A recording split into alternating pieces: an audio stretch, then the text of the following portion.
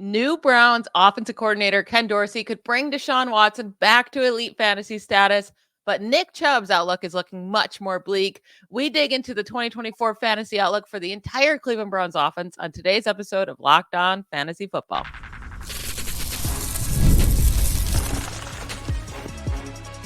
You are Locked On Fantasy, your daily NFL fantasy podcast. Part of the Locked On Podcast Network, your team every day. Thank you for making Locked On Fantasy Football your first listen every day. I'm one of your co-hosts, Michelle Magdziuk. When I'm not doing this, I'm a researcher and fantasy analyst with NFL Network.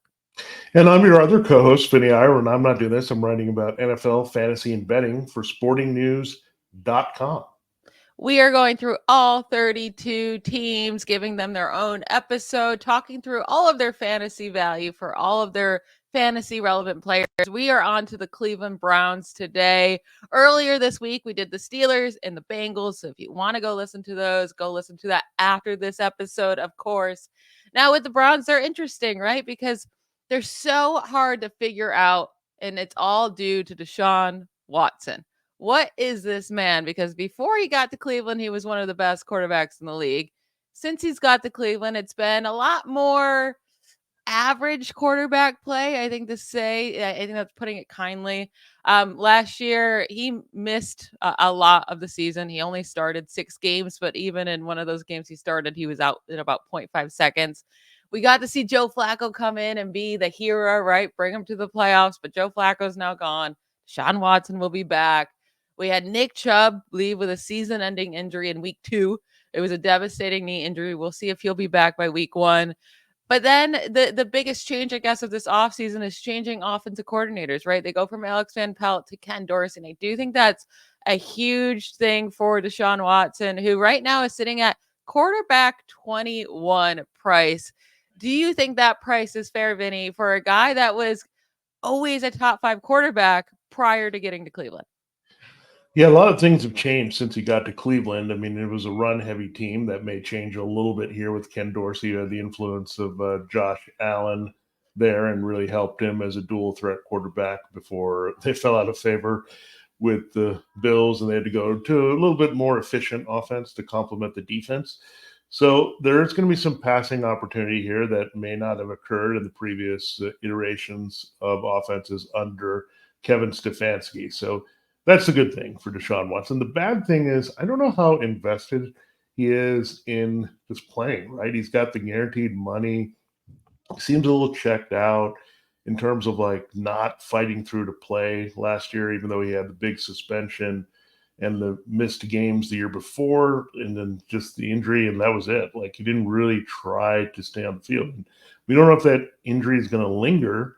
So it's a new offense. We're not sure about his shoulder. We're not sure about his motivation with all the guaranteed money. We're not sure about his weapons beyond Amari Cooper. So there's a lot of question marks that are there. I mean, if you look at the talent alone with his running ability and being able to throw the ball downfield, extend plays, and get the ball deep, Deshaun Watson is great at doing that. But again, we haven't seen that guy since his best Texans days with other top receivers and guys that he could trust, DeAndre Hopkins and the like. So when I look at this, I mean, look at the guys around him, though. It's like Matthew Stafford, Aaron Rodgers, Baker Mayfield. None of these guys move the needle in terms of running quarterbacks, but we know Stafford and Rodgers can put up some passing numbers. Mayfield can as well. So the question is Watson going to throw enough with volume? And is he going to run enough if he doesn't throw enough to support those numbers? So those are two big ifs. And look, he's not a bad flyer to take because he's a starting quarterback on a team and he's got a lot of talent. He's, again, 2 QB superflex, but I don't see any appeal for Deshaun Watson. Just too much of a chance to take here with a guy that I'm taking late. See, I just think Deshaun Watson's going to be a top 10 quarterback this year. I think he gets back on track. Do I think he goes back to top 5? No. So in Houston, right? He was quarterback 5 in points per game in 2020, quarterback 2 in 2019, quarterback 4 in 2018. So we know his upside. I don't know if he gets back to that status. I think I think we're kind of past that, right? But even last year, so there was 5 games that he had more than 6 pass attempts. That's it. He played 5 games. He was a quarterback 8, quarterback 10, quarterback 8, quarterback 15, quarterback 25. So like he was still a top 10 quarterback in 3 of those 5 games. And that's with him not really playing at all to what we know he can play. I do think the Condorcet effect is going to matter. We know how much Condorcet loves to throw the ball. He's worked with 2 quarterbacks throughout his career. From 2019 to 2023, it was Josh Allen. Josh Allen led the league in touchdowns during that span under Condorcet. And then prior to that, it was with Cam Newton from 2013 to 2017. Newton had 150 touchdowns during that span, 4th in the NFL. Again, that was under Condorcet as the quarterback coach for the Panthers. And also Newton won MVP with him as quarterback coach as well. I do think that matters. And I'm worried about Nick Chubb coming back from injury. I don't think they have the people there to run the ball too often. I think he's a top 10 quarterback this year, going as quarterback 21. I think he's kind of a deal. And this is like you brought up 2 quarterback league or super flex. He's the perfect guy to just wait on to take as your quarterback too, because people are not believing on him to bounce back at all. Yeah, I feel much better taking a shot at his upside in those type of formats than I do in singular quarterback leagues. Now, the other option that you could do is take a quarterback on the back end that you might have some faith in. Say you go after CJ Stroud or Anthony Richardson, maybe not as high as they've been going in the 5, 6, 7 range. But if they drop a little bit and you're concerned, they're young quarterbacks, or you want to play the streaming game and you want Watson to be part of the guy that leads your matchups, I think I'm fine with that. Really, Michelle, the environment and the talent are not my question with Watson. It's more, is he going to put it all together? Is he going to just say, I need to play at a higher level to live up to this contract? Because I didn't feel like he really wanted to do that last year. I know he got hurt, but I didn't feel like that was coming together as much as it should have been, or playing through that, right? I mean, this is a playoff team. I thought he might be committed to staying on the field. So I'm just not sure what you're going to get here from Deshaun Watson himself. And look, he could work out. He could totally turn back the clock, and we're totally good to go. But it's more the question about him than the things around him that would make him successful. Yeah, and I do always just still think about what has that Baker Mayfield injury done to the players for the Browns, right? Why play through an injury when you just saw a guy get absolutely screwed after playing through an injury? Baker tried to toughen it out, and because he did that, he didn't play to his best abilities, and he got shipped out right away. So I think that, and that was with the same coaching staff. So maybe these players are thinking like, why am I going to put my body on the line when these coaches don't care? And that's kind of what they did to themselves. But yeah, I mean, we don't know where Watson's head at. And I'm not rooting for him in the slightest. We all know what he did off the field, but I just think he's going to be a top 10 fantasy quarterback again. And he's a really good value. And it's like, what's the upside when you're looking at Rodgers versus Watson? I guess we know Rodgers' upside too. I just trust in Watson bouncing back more than Rodgers coming off an Achilles tear at 40 years old. Yeah, totally. I mean, those guys are kind of a mixed bag. Like anybody could emerge, anyone could fall flat. It's a kind of a high risk, high reward. I would say actually low risk, high reward. I would say that you're not taking much of a risk in the back end there in that portion. So I think you just find a guy that you kind of connect with that you think can break out, because any of those guys have it. I mean, Stafford has it with a healthy Cooper Kupp and Puka Nacua. He could go right back to being a top 12 quarterback. So all things to consider there, but we will get to talking about probably the Browns' definitely the most reliable Browns fantasy asset in our next segment. Before that, let's hear from one of our sponsors. All right. We know that passion, drive, and patience are key on the football field. Those are also the formulas that you can have for winning championships. It's also what keeps your ride or die alive. eBay Motors has everything you need to maintain your vehicle leveled up to peak performances: superchargers, roof racks, exhaust kits, LED headlights, and more. Whether you're into speed, power, style, eBay Motors has got you covered with more than 122 million parts for your number one ride or die. You'll always find exactly what you're looking for. With the eBay Guaranteed Fit, Your part is guaranteed to fit your ride every time or your money back. Because with eBay Motors, you're burning rubber, not cash. With all the parts you need at the prices you want, it's easy to make your car the MVP and bring home huge wins. Keep your ride or die alive at ebaymotors.com. Eligible items only. Exclusions apply. eBay Guaranteed Fit is only available to U.S. customers.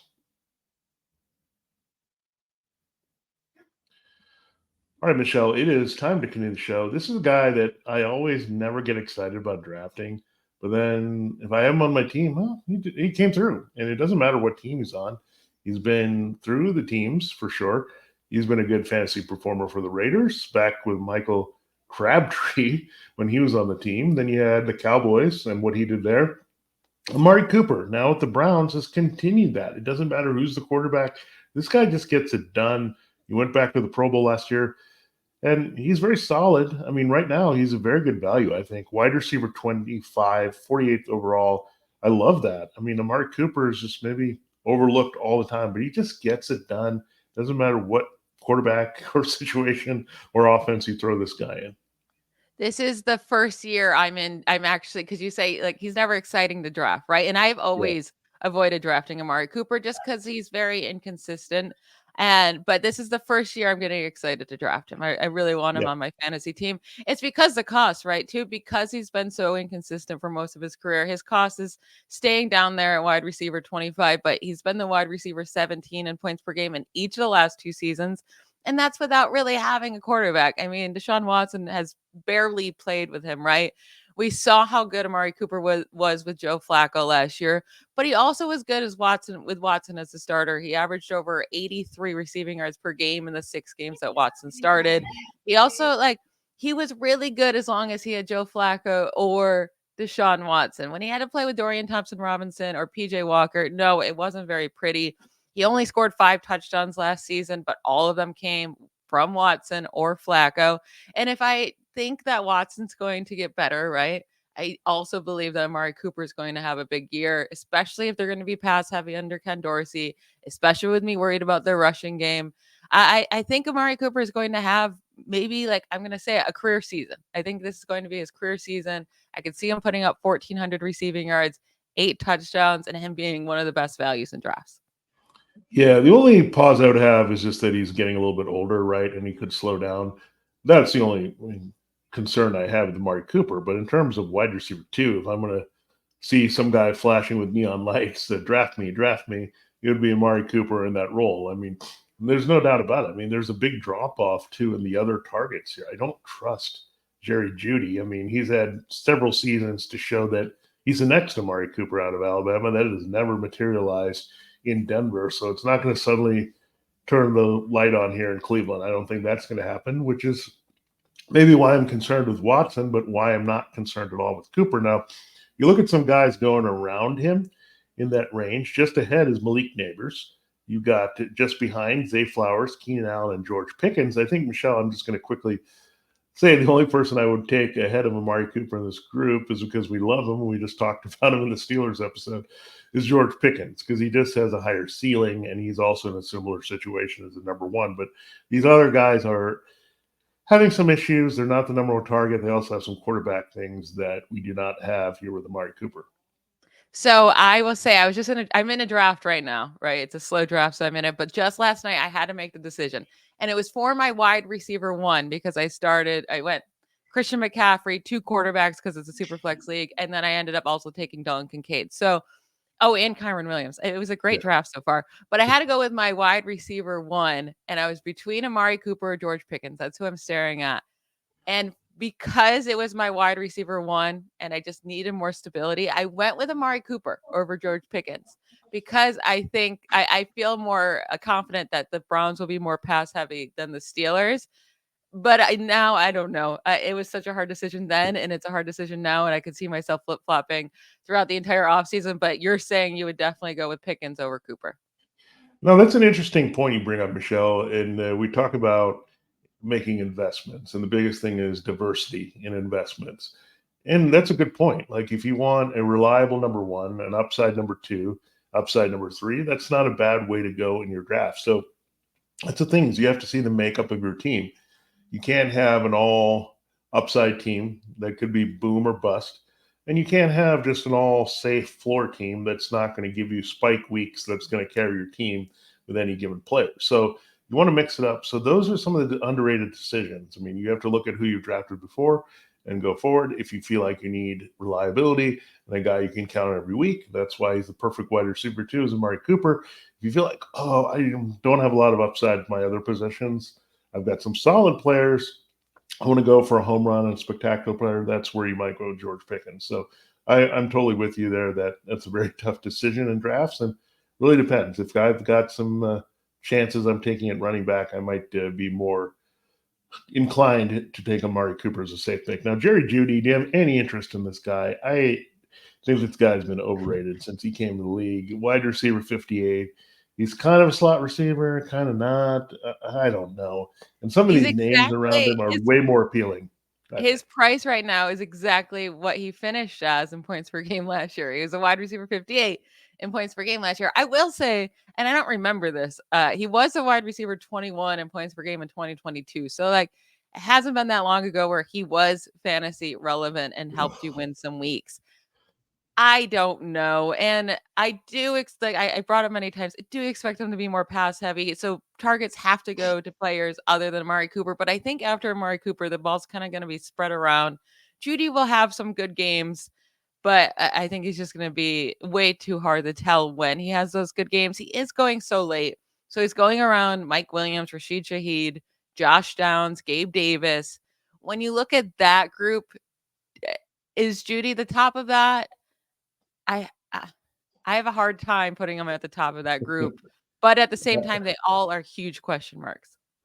Yeah, I'd probably put him at the bottom. I don't think I even enjoy having him on our team. And Mike Williams and Aaron Rodgers, he had some upside away from Garrett Wilson. You got Rashid Shaheed. They don't have a lot of target people there in New Orleans playing off Chris Olave. Cooks has been kind of solid, and they don't really have anyone else behind CeeDee Lamb. Josh Downs could have a bigger role here with Anthony Richardson back. Gabe Davis has some upside as a big play guy with Deshaun Watson.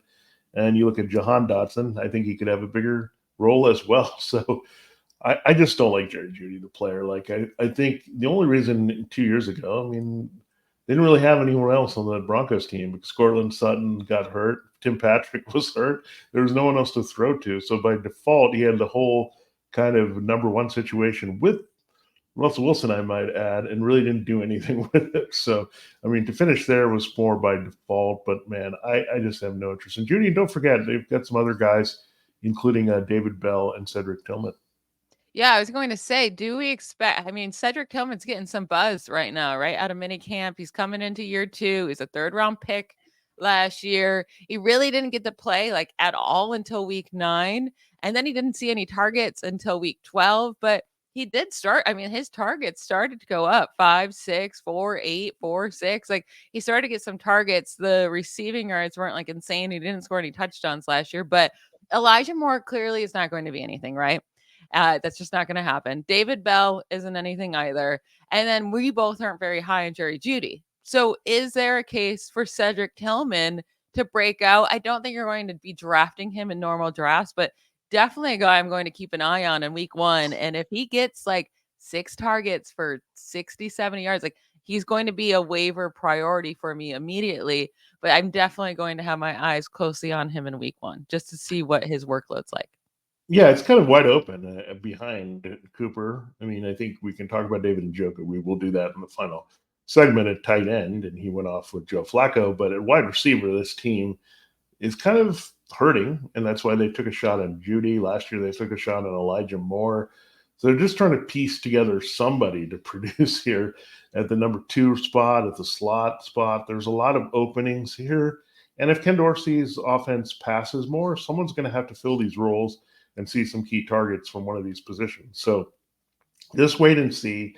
Again, I'd much rather take a shot on the upside of a Tillman than even forcing myself to think about Jerry Jeudy at any point in the draft. Yeah, I'm totally with you there. We're going to get into Nick Chubb, Jerome Ford, and why David Njoku is a stinky pick. I don't think you agree with me, but I'm going to say he's a bad pick. We'll get into that to close out the Browns fantasy outlook right after the break. This show is sponsored by BetterHelp. Comparison is the thief of joy, and it's easy to envy other people's lives. What do you do when you get caught up wishing your life looked like someone else's? Therapy can help you focus on what you want instead of what others have, so you can start living your best life. I have personally benefited greatly from online therapy over the past few years. It's helped me learn positive coping skills and how to set boundaries. And it really just has helped me empower myself to be the best version that I can be. If you're thinking of starting therapy, give BetterHelp a try. It's entirely online, designed to be convenient, flexible, and suited to your schedule. All you have to do is fill out a brief questionnaire to get matched with a licensed therapist, and you don't have to stress about it because you can switch therapists at any time for no additional charge. Stop comparing and start focusing with BetterHelp. Visit betterhelp.com/lockedon today to get 10% off your first month. That's BetterHelp, HELP.com/lockedon. We have to hit on Nick Chubb, right? So there's video of him now working out. He's putting weight on his knee, and according to him, he has no pain, and he's not ruling out a week one, playing in week one. We shall see if he's ready. Last year he got hurt in week 2, so we didn't really get to see him at all. Devastating knee injury, tore his ACL and MCL. It's going to be a hard path back to getting back to his old self. And he's getting older at 29 years old. He turns 29 years old shortly here, but we know how good he can be. Running back 6 in 2022, running back 10 in points per game in 2021, RB7 in 2020, RB10 in 2019. My biggest concern is obviously the injury. And then also under Ken Dorsey, the Bills running backs averaged the third fewest running back carries per game in the NFL under him during the span that he was OC. So those are my two biggest concerns with Nick Chubb. How do you feel about him? I mean, his price is RB39. He's going really, really late. Yeah, I'll be honest. These are the toughest situations for me to navigate because I want to be optimistic, but I also want to be realistic about this. And surprisingly, I mean, I have to say Javonte Williams and Breece Hall, they had some major knee injuries and they came back okay. The production wasn't obviously there for Williams, but Hall, it didn't affect him after a while, after some devastating injuries there. So I think these players are getting better at doing that and getting the timeline back. But yeah, there's some kind of logistical concerns with Nick Chubb. You talk about the offensive scheme, his age. This offensive line is starting to break down a little bit. They might need some changes here. I know they've been pretty solid, and that's been a big reason why Nick Chubb, arguably has been the best in the league when having all their top guys intact here. So when you look at that, I mean, yeah, there are some concerns that he's not going to be as effective. And then we know he's not a big pass catcher. And they kind of made the transition to James Cook before they flipped over to Joe Brady, that he was going to be the pass catcher for Ken Dorsey in that offense. So when you look at that it's all concerning. I think Kareem Hunt, in a way, has helped him in the past as well, take some pressure off him in some key situations where his workload has been managed a little bit better. So we'll see how it plays out, but he's still Nick Chubb. I'll say that. And look at the guys around him. I think Jerome Ford is fair. I think you want to have a piece of Jerome Ford in a lot of leagues, but I would want to get Nick Chubb not soon after, because look, you look at Ford, they're kind of going in the same spot here. And there's some guys I might want ahead. Trey Benson has some upside. I'm not interested in Blake Corum or Chase Brown too much. Round Ezekiel Elliott, that might intrigue me a little bit with the Cowboys, but definitely not Gus Edwards over Chubb. So what I'm saying is, I think Chubb's worth is going to go up as we see more from him in training camp and his timeline becomes clear here about when he can return. So again, just don't sleep on Nick Chubb. He's been special for the Browns since the get-go as an explosive runner, and maybe having the year off last year, not getting the beat up wear and tear, might make him a little bit rejuvenated should he be healthy from the knee injury. So again, Jerome Ford is where I would start with this backfield, but I'd want to maybe lock up this backfield and take advantage of that. Ford and Chubb together are going to be rather cheap and maybe together can give me a pretty good RB2 at the least. So I think I'm on the opposite end of you. I think I'm completely staying away from this backfield. It's going to be very touchdown dependent for either of these guys, Ford or Chubb. Last year Ford didn't even really get he only scored 4 rushing touchdowns, while Kareem Hunt pretty much was that goal line back. So when Nick Chubb is out there on the field actually active, I do think Chubb's going to be the goal line back. He's going to be, and that's going to have to be where all of his fantasy production comes from. I think, like, we know how efficient Nick Chubb has been as a runner. I mean, he actually averages the second highest yards per carry by any running back in NFL history, behind only Jamal Charles. So like, he's been hyper efficient. Will that happen at 29 years old, coming off a devastating knee injury? Probably not. I do think they split a lot of work, which we're not used to with Nick Chubb either, right? So I think Jerome Ford will steal a lot of those carries, but I think they both hurt each other. Neither one is going to get very many receptions, especially not Chubb. So if Ford's not getting touchdowns and he's not getting 15 plus carries a game and he's not getting receptions, I'm just not really looking forward to it. Because even last year when he was the starter, right? He didn't have Nick Chubb from weeks 2 through 18. He was the running back 23 in points per game, which you would take at his RB 35 cost. But I just don't think his upside is even close to that this year with Nick Chubb back. Yeah, I just think Chubb is so cheap that you can take a shot on him. I mean, that's the only thing I would say is, like, I wouldn't want to, again, look at these guys and say, okay, I'm set between these two guys. Hey, I stole an RB2 potentially. No, I'm not going to look at it that way. I'm looking at maybe these are RB4-5 or RB3-4, something I can look at here just to have a little bit of a stash, because Chubb, we know what his ceiling can mean. Again, it's another low risk, low reward pick or high reward pick. I don't want to say low reward, but I mean, even if I get a lower reward, say he's a back end RB2, then it's still a good value for Nick Chubb. So, again, I'm not excited about it, but again, that name, unlike Jerry Jeudy, Nick Chubb is going to call to me a little bit more to say, hey, remember me? I was really good at. So, and just knowing his background and how much he's been paid by the Browns. Now, there's also a scenario, right?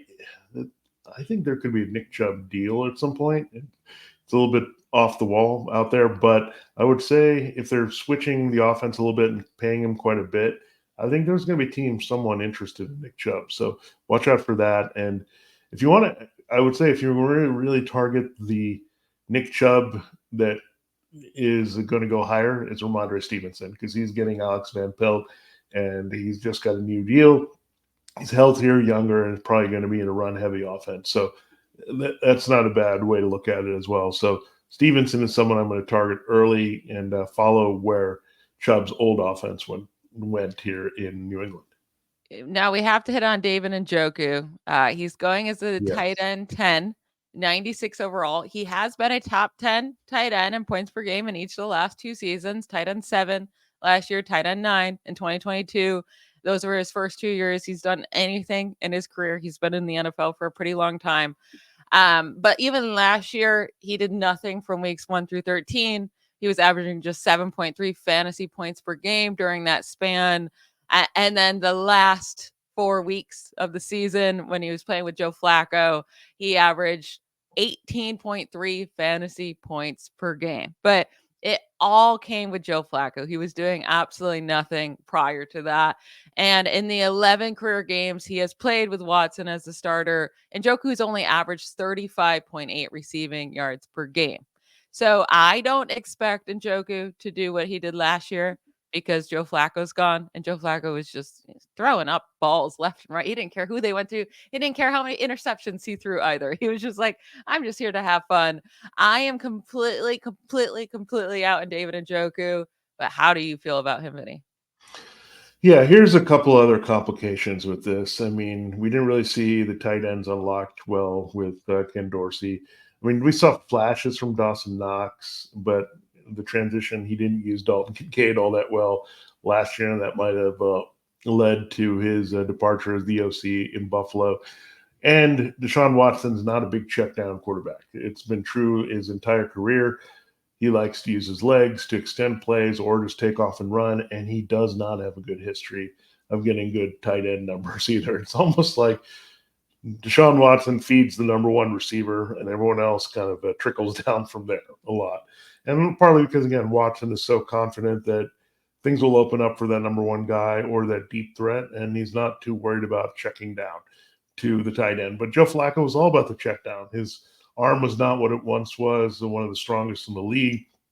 Going back to Joe Flacco with Dennis Pitta in those type of situations, he liked to throw short to intermediate a lot and get that production where that's not in Watson's history. So I'm pretty much not interested in David Njoku. I've never seen a guy slow play as a first round pick to fantasy relevance. It's just been very odd to see him develop. It was kind of like the Eric Ebron thing that happened a few years ago with the Colts. I think that's what really happened with David Njoku. But in terms of retaining any of that value, I don't see it. And he's going around Jake Ferguson. We know he's a key target there beyond CeeDee Lamb with Brandon Cooks. And then right there with Brock Bowers, we know has a lot more upside as a first-round pick, even as a rookie, than David Njoku. So, yeah, no to Njoku or no Joku or whatever you want to call it. But that's what I'm feeling like on this board. When I see that name on the tight end rankings and available draft players, that's when I know the tight ends are starting to get bad. Yeah, when you're especially with him going so close to Jake Ferguson, I would just take Jake Ferguson 1,000 times out of 1,000 times over David Njoku, because I expect Ferguson to have a really nice year in that Dallas offense. He's the clear-cut number 2 target in the Dallas offense. Well, Njoku could be the number 2. I mean, he really could be, but I just think there's too many other weapons that are going to have get their targets as well in this offense, with Amari Cooper just kind of dominating there. So that is it for today's episode of Locked On Fantasy Football. We will be back next week after the 4th of July holidays, the whole weekend. I hope everyone is having a great time. We will hit on the Ravens next week to close out the AFC North. Don't miss it. Bye, y'all.